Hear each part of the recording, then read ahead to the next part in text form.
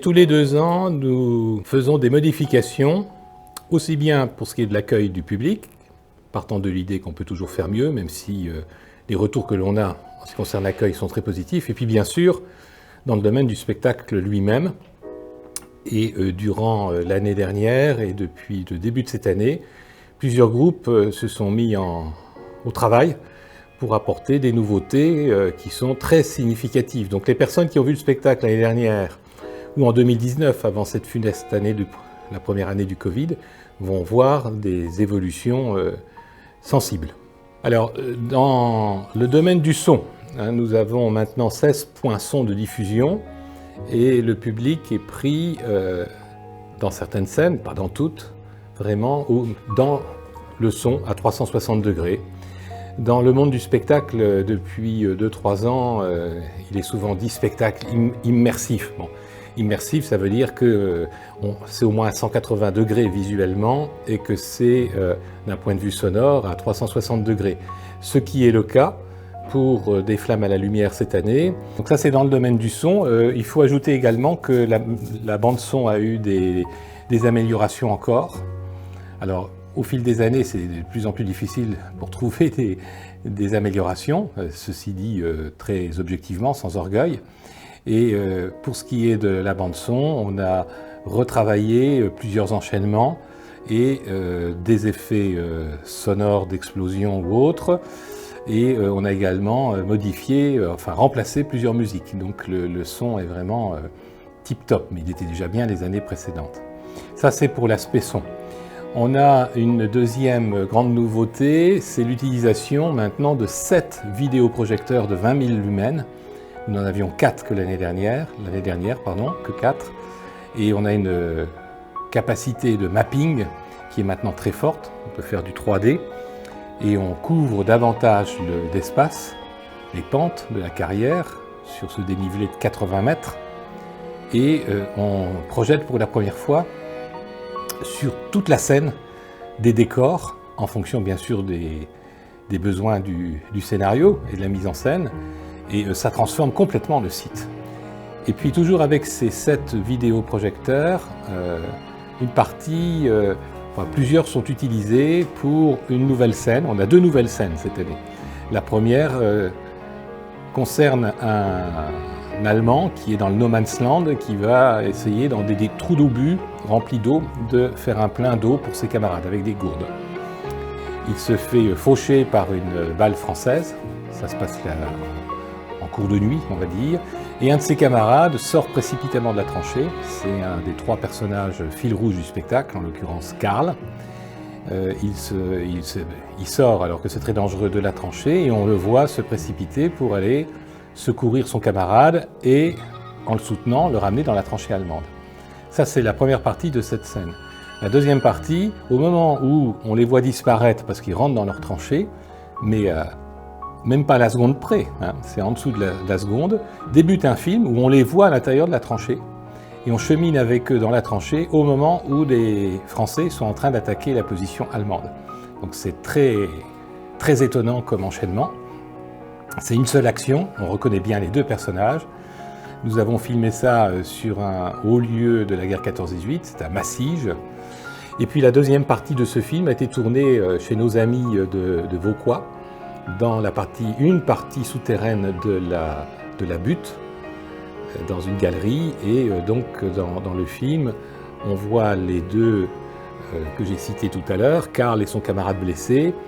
On voit arriver sur la gauche des Français qui tirent à bout portant sur les Allemands et inversement.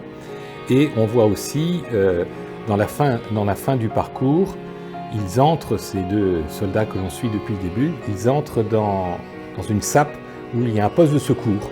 Et c'est la fin de cette scène. Et puis on a un nouveau final. Ce final comporte toujours un extrait du célèbre final de la 9e de Beethoven. Mais nous avons retenu cette année une partie chantée qui commence par Froh, joie. Donc c'est un message d'espérance et c'est le texte de Schiller que Beethoven a mis en musique, a utilisé pour cette symphonie, pour la fin de la symphonie. Et c'est dans ce final de la 9e de Beethoven qu'il y a l'hymne européen. Donc là, on entend chanter en allemand. L'année dernière et les années précédentes, c'était une version strictement orchestrale. Donc pour nous, entendre chanter allemand et avec un hymne de joie, d'espérance, c'est hautement symbolique.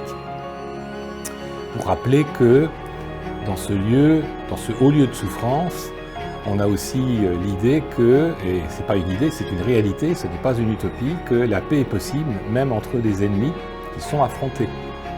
Et donc à Verdun, ce texte en allemand nous rappelle que finalement, on vient de vivre plus de 3/4 de siècle en paix avec nos voisins et amis allemands. Et c'est quand même un message d'espérance. Alors ça peut sembler bizarre, voire choquant de dire cela, alors qu'à 3 heures d'avion d'ici vient de débuter une guerre épouvantable.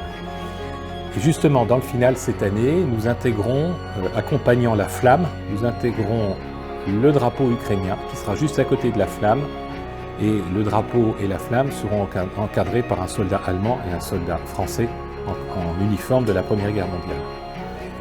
Alors avant cette toute fin du final, il y a l'arrivée sur scène des acteurs figurants, donc là on est bien en 2022, on n'est plus dans l'histoire, et sans tout dévoiler, mais ils occupent tout le terrain, il y a un effet à découvrir grâce aux acteurs figurants, très visuel, et puis un autre effet grâce aux vidéoprojections.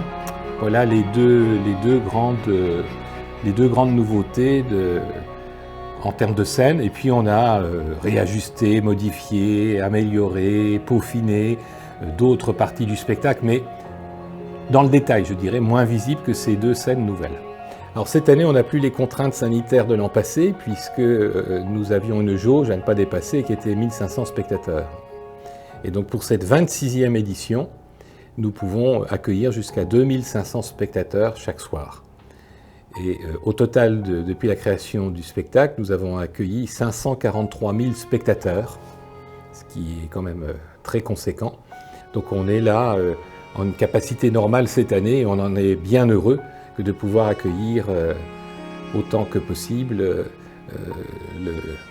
sur les 10 soirées une tribune complète ou pratiquement complète, même si en début de saison c'est plus calme, le premier week-end de juin, et ça se remplit davantage. On joue les 4 week-ends de juillet. Alors les week-ends, il faut s'entendre, pour nous ce sont les vendredis soirs et samedi soir, et pas samedi dimanche, vendredi soir, samedi soir. Et le dernier week-end, et même souvent les 2 derniers week-ends, c'est complet. Donc il est conseillé pour les derniers week-ends de réserver longtemps à l'avance. Alors les bénévoles sont toujours autant actifs. Avant de développer un peu cette phrase, je voudrais dire que nous avons aussi une équipe de salariés ici, au siège social, dans la carrière d'Audinville, donc juste à l'entrée de Verdun. Et c'est finalement la complémentarité entre les bénévoles et les salariés, ou les salariés et les bénévoles, qui permet de renouveler chaque année le spectacle et d'accueillir un public qui vient de plus en plus loin. Alors, les bénévoles se sont mobilisés dès le début de l'année. Et ce que l'on propose tout au long de la saison, c'est d'avoir des juilletistes. Ça veut dire quoi? C'est que des gens viennent pour 1 ou 2 week-ends dans un groupe technique, dans l'accueil du public ou sur scène. Et dans tous ces groupes-là, on les met en place avec un bénévole expérimenté, quel que soit son âge. Et comme ça, ils sont parfaitement intégrés. Donc on peut comme ça faire vivre une expérience sur 1 ou 2 week-ends.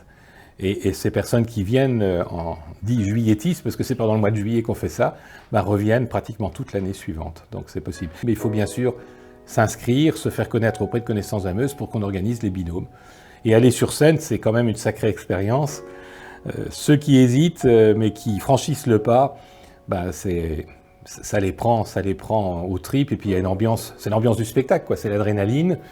C'est à la fin du spectacle être applaudi par le public, voir des gens émus. Il y a des gens qui ont beaucoup d'émotions, il y en a même qui ont des larmes aux yeux à la fin du final, vraiment.